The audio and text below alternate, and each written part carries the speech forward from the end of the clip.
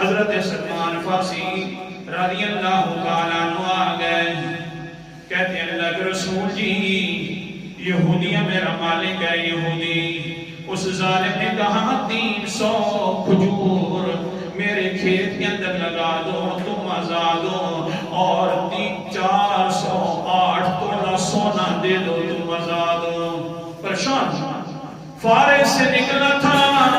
میں نے تو خوشخبری سن رکھی تھی کہ آپ آنے والے ہیں، میں تو اس وجہ سے نکل آیا تھا فارس سے، لیکن ان یہودیوں نے مجھے غلام بنا لیا ہے، اب شرطیں بھی لگا رہے ہیں، میں مسلمان بھی ہو گیا ہوں، لیکن کیا کروں، یہ آگے سے شرط لگاتے ہیں 408 تولہ سونا دے دے سلمان، اور 300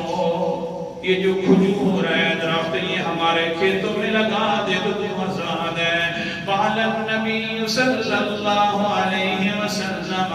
اعینوا اخاکم، او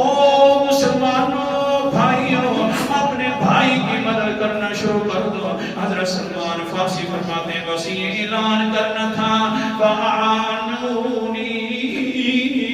بِنَخْلَةٍ والرجل ب20 نخلة ب30 نخلة ب10 نخلة،